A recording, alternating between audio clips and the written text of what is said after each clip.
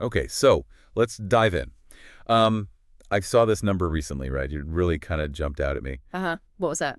India's government hit like 48% of its entire fiscal deficit target for the financial year, FY25. The whole year's target. Yeah, the whole year. And this was just by April 2025, just Okay. 1 month in. Wow. That Oh. is, Yeah. yeah, that's fast. 48% in the first month. Exactly. Makes you stop and think, what does getting, well, almost halfway to your year-end borrowing goal that early actually signify? What does it mean? It certainly flags something, doesn't it? It suggests a certain speed or maybe pressure in government finances right at the start of the fiscal year. Absolutely. And figuring out the story behind that 48%, what's really driving it, what it tells us about the government's books, how they're balancing earnings and spending, and well, where the economy might be heading. That's really what we want to get into in this deep dive. Right. We've been looking through some detailed reports trying to piece together the different components behind that headline figure. Yeah, trying to cut through the jargon, pull out the maybe surprising details, and figure out what these big fiscal moves actually mean for you listening. Mm-mm. Understanding the forces shaping the kind of economic environment around us every day. So maybe we should start right there. Fiscal deficit. We hear that term all the time. Yeah. What exactly is it? What's that number representing? Okay, yeah, good place to start. So, at its most basic level, the fiscal deficit is just the gap, right? The difference between what the government earns primarily through taxes, fees, things like that. Revenue, basically. Exactly, revenue. The difference between that and what it spends. If spending is higher than the revenue coming in, well, you have a deficit. And the government needs to borrow money to fill that gap. Precisely. It's like your household budget, if your expenses outweigh your income for the month, you might need a loan or use savings just on a massive national scale. A very massive scale. Indeed. And for this financial year, FY25, the government set a goal, a target, to keep this borrowing gap, the deficit, at 16.13 lakh crore. Now, to give that some context, that amount is supposed to be about 4.9% of India's total economic output, the GDP. Right, they're trying to bring it down from the previous year, which was, what, 5.6%? Correct. The aim is fiscal consolidation, bringing that percentage down. So 4.9% of GDP is the big end-of-year target. And hitting 48% of the actual rupee amount, that 16.13 lakh crore, means they borrowed around 7.75 lakh crore just by April. That's the math, yes. That's why that 48% figure feels so significant so early on. So the big question then is, how? How did they get to that point so quickly? Well, it seems like it's not just one single thing. If you look at the revenue side, the money coming in, things actually look quite healthy, tax collections especially. Ah, okay, so taxes are performing well. Yeah, pretty robustly. If we look at the gross tax collections for the first half of FY25, say up to September 2024, they grew by about 10.8% compared to the same time last year. That's reaching 18.1 lakh crore. 10.8% growth, that's solid. And I remember reading something about one particular tax doing really well. You're probably thinking of personal income tax. That's the one. Yeah, collections just from individuals, you and me, well, they saw a really big jump, up by 25% actually, 25%, wow. hitting 5.64 lakh crore. Corporate taxes grew too, but, much more modestly. That leap in personal income tax is quite something. It could suggest maybe better compliance, more people filing. Maybe more formalization in the economy. That could be part of it too. And hopefully rising incomes as well. It's likely a mix of factors. Okay, so strong performance from personal income tax is one piece. But wasn't there also a kind of big injection of cash from somewhere else, maybe something less expected? Yes. This is where it gets quite interesting. The Reserve Bank of India, the RBI, transferred a dividend to the government, a very large dividend, How large are we talking? 2.11 lakh crore. Wait, hang on, 2.11 lakh crore. Isn't that like way more than they budgeted for? It absolutely is. More than double what the government had initially anticipated receiving from the RBI for the year. Wow, so that's a huge windfall. A significant windfall, exactly. Think of it like getting a massive unexpected bonus payment. This big chunk of non-tax revenue landed early in the year, giving the government a lot more cash on hand than planned. Which I guess helped keep the borrowing needed in April lower than it might have been otherwise, contributing to that 48% deficit figure. Precisely. It padded the revenue side considerably, meaning less immediate pressure to borrow quite so much right at the start. Okay, so you've got strong personal income tax pouring in, plus this enormous unexpected dividend from the RBI. That sounds like the government started the year in a pretty strong position, revenue-wise. On the income side, yes, definitely a strong start. But the picture gets a bit more, let's say, nuanced when you look at the other side of the spending side. Oh, Specifically when we look at something called capital expenditure, yeah, capex. right, capex. So just to remind everyone, this is the money spent on building things for the future, yeah. Yeah. Like infrastructure roads, ports, railways, power plants, the stuff that supports long-term growth. Exactly that. It's investment spending.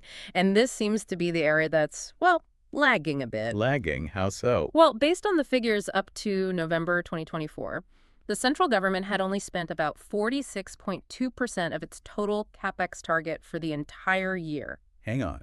Only 46.2% of the infrastructure spending target by November. But they hit 48% of the deficit target way back in April. Yes. That feels backward, especially if revenues were so strong with taxes and that RBI money. Shouldn't they be spending more on infrastructure? It does seem counterintuitive, doesn't it? And it's not just slower than the target pace for this year. The spending rate is also lower than it was during the same period last year. Really? Lower than last year, too? Yeah, there was about a 12.3% drop in capex spending by November 2024 compared to the year before. And this, well, it raises a really important question. What is? Is hitting your deficit target partly because you're spending slower on these crucial growth-generating projects? Is that really the best way to manage the nation's finances for the long haul? That's a critical point. It's like, saying you balanced your personal budget this month, which sounds great, but you did it by putting off essential repairs to your car Yeah. or skipping an investment in your business, even though you got that unexpected bonus. That's a good analogy. Fiscal discipline, hitting deficit targets, it is important. It signals stability. It can help manage inflation and borrowing costs. But how you get there matters hugely. Right. If underspending or delays in deploying capital expenditure become the method, that can directly impact future economic potential, future growth. And is it easy to catch up on that spending later in the year? It's a challenge. The sources we looked at pointed out that to actually meet the full capex target by the end of March 2025, the government would need to spend something like 1.5 lakh crore every single month for the rest of the fiscal year. 1.5 lakh crore a month, that sounds like a huge acceleration. It's a very steep climb in terms of execution capacity, really pushing projects out the door quickly. Okay, so that's capex, the investment spending. What about the other big category, revenue expenditure, the day-to-day running costs? Right, so this is things like government salaries, pensions, subsidies, and crucially, interest payments on all the debt the government already has. How's that looking? That seems to be progressing more, let's say, predictably. By November 2024, about 60% of the budgeted revenue expenditure for the year had been spent. 60%, so faster than capex. Yes. And a very large chunk of this is, non-negotiable spending, things the government is already committed to.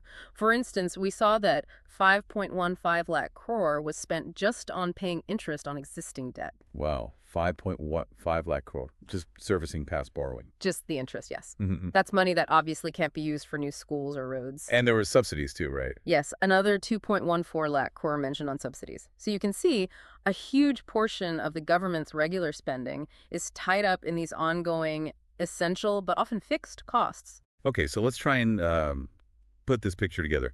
The 48% deficit figure hit early in the year. It looks okay, maybe even good on the surface.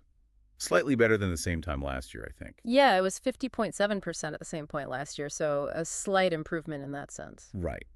But the story behind it seems to be strong income, boosted by that unexpected RBI dividend, but maybe offset by slower than planned spending on critical infrastructure projects. That does seem to be the core dynamic emerging from the early data.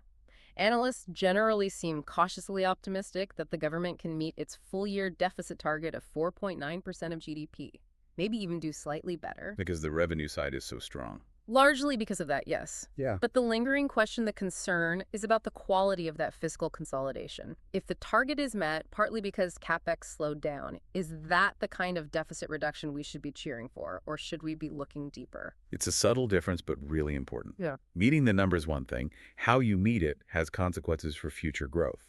Absolutely. It highlights that constant balancing act in managing public finances. So stepping back a bit now, how does this fiscal situation fit into the kind of wider picture of the Indian economy? How are things generally looking?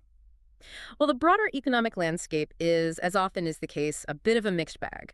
The National Statistical Office estimated real GDP growth for this fiscal year, FY25, at around 6.4%. 6.4%. Okay. Yeah, Didn't the RBI have a slightly higher projection earlier? they did, yes. The RBI's earlier forecast was a bit more optimistic, around 7.2%. And has the growth been steady throughout the year so far? It seems there was a bit of a slowdown. Growth in the second quarter, that's July to September 2024, came in at 5.4%. 5.4. That sounds like a dip. It was, actually. It was the lowest growth rate recorded in 7 quarters. Some reasons cited included, well, a sluggish global economy, maybe some election-related slowdown anticipated. Weather impacts on agriculture, perhaps? That was mentioned too, yeah. Potential monsoon effects. So not entirely smooth sailing quarter to quarter. Okay, so bit of a slowdown there. But I thought I saw something positive about trade. Exports, maybe? Ah, yes, exports have definitely been a brighter spot. Overall merchandise exports actually hit a record high in FY25. A record. Nice. Yeah, reaching $820.93 billion. That's about a 5.5% increase from the previous year. And services exports were particularly strong. Services leading the way. Very much so. Especially IT and telecom services. They saw a really robust surge, up 12.45%. Wow, that's a great sign for India's strength in the services sector globally. But on the flip side of trade, imports. Is there still that ongoing challenge with certain countries? Yes, that persists. The trade dynamic with China, for example, is quite striking. The trade deficit, the gap between what we import from them and what we export to them, it widened quite significantly. How much? Reached about $99 billion. Our imports from China, particularly in things like EV batteries and solar cells, as one source highlighted, grew faster than our exports to China. So we're buying a lot more from them than they are from us, and that gap is getting bigger. Quite substantially bigger, yes. It really underscores how interconnected India's economy is with global supply chains, particularly China's, even while our own domestic growth and service exports are doing well. These trade imbalances are definitely part of the overall economic picture. Okay. So looking ahead then, what's the government's plan for the deficit? What are they aiming for beyond this year? Well, the stated goal, the official path, is definitely towards more fiscal consolidation. They aim to bring the deficit down further, targeting 4.5% of GDP by the next financial year, FY26. 4.5%. In fact, the finance minister in the most recent budget for 2025-26 signaled maybe even a slightly stronger intention, setting the target at 4.4% for FY26. Okay, so ambitious reduction goals. But are analysts still saying that boosting that infrastructure spending, the capex, is key, despite the focus on reducing the deficit? Oh, absolutely. There's a very broad consensus on that. While bringing the deficit down is seen as important for stability, pretty much everyone agrees that a significant, sustained push in infrastructure spending is vital. It's needed to really fuel and maintain strong economic growth momentum over the medium and long term. So if capex doesn't pick up speed from where it is now, Then achieving that sustained high level of economic growth becomes, well, much more challenging. It's harder to maintain momentum without that foundational investment. and isn't there another potential pressure looming on the spending side? Something about government salaries. Yes, that's on the horizon too. The Eighth Pay Commission. It's expected to be set up and its recommendations likely implemented starting from FY27. That usually means. It usually leads to increased salaries and pensions for central government employees, which of course adds pretty significant pressure to the revenue expenditure side of the budget in the coming years. Right. Another big future cost to factor in. Yeah. It really does sound like an incredibly delicate balancing act for the government. It really is. You've got to reduce the deficit, find enough revenue without hurting the economy, manage these huge ongoing costs like interest and subsidies, and significantly boost spending on growth-driving infrastructure, all while knowing another big expense like the pay commission is coming down the track. Exactly. It's about navigating all these competing priorities. And it really puts a premium on efficient execution, making sure spending plans, especially for capex, actually happen effectively and on time. Finding sustainable revenues and ensuring every rupee spent delivers maximum impact becomes absolutely crucial. So, okay, let's bring this back to you listening. Why does all this, percentages, lakh, crores, capex versus revenue spending? Yeah. Why should you care? How does it affect daily life? Well, it matters immensely because the government's financial health and its choices on spending and borrowing ripple right through the whole economy and ultimately impact you directly. For instance, if the government successfully manages its deficit, keeps it lower, that can signal economic stability. Over time, that might lead to lower interest rates across the board, which could mean things like home loans, car loans, business loans become a bit more affordable for you. Okay, that's a potential positive. What about the flip side, that capex slowdown we talked about? Right. If the government's spending on those big infrastructure projects, the roads, bridges, railways, power grids slows down, Yeah. you might feel that quite directly, maybe through delays in projects in your area, slower commutes if road upgrades stall, maybe less reliable power, or fewer public amenities being built. It can also affect job creation, especially in construction and all the industries that support it. So slower infrastructure building could mean fewer jobs in certain sectors. Potentially, yes.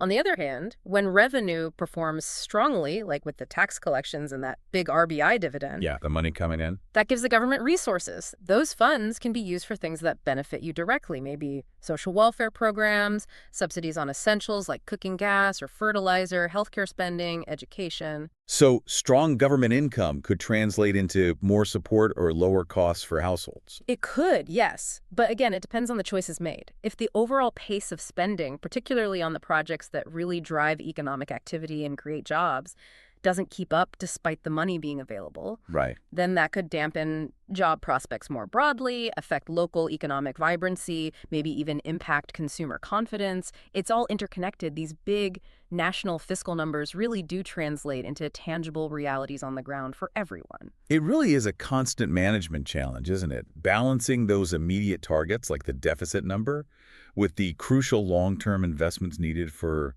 well, shared prosperity. That's the heart of fiscal policy, really. Okay, I think that really helps put that initial 48% deficit figure into a much clearer context. It's definitely not just a simple number. It's more like a snapshot, isn't it? Yeah, an early snapshot. Showing strong revenues, helped by an unexpected boost, but maybe also highlighting a potential challenge in getting infrastructure spending up to speed, all playing out against an economic backdrop that's dynamic, but maybe a little uneven. And layered on top of these significant ongoing financial commitments that aren't going away. Exactly. So as we wrap up this deep dive, maybe we can leave you with a final thought, something to kind of chew on as you watch how the rest of this fiscal year plays out. Okay. We mentioned that huge figure, 5.15 lakh crore, being spent just on interest payments for past borrowing. Money that's essentially locked up, not available for new stuff. A massive recurring cost. And then there's that growing trade deficit, like the 99 billion gap with China we talked about, money flowing out for imports. Right. One reflects past fiscal decisions. The other reflects our current place in the global trade network. Both are significant outflows. So the question to ponder is this. Given the sheer scale of these ongoing financial demands, the interest payments, the trade imbalances, and even despite the current strength in tax revenues and that big RBI windfall, how might these persistent outflows ultimately shape or maybe even constrain the government's real capacity, its ability to make those absolutely vital, large-scale, long-term investments needed to build and sustain strong economic growth for everyone in the future? Yeah, that's a really central question. How do these ongoing flows affect the ability to invest in what comes next? Definitely something to keep an eye on as the fiscal year unfolds and we get more data.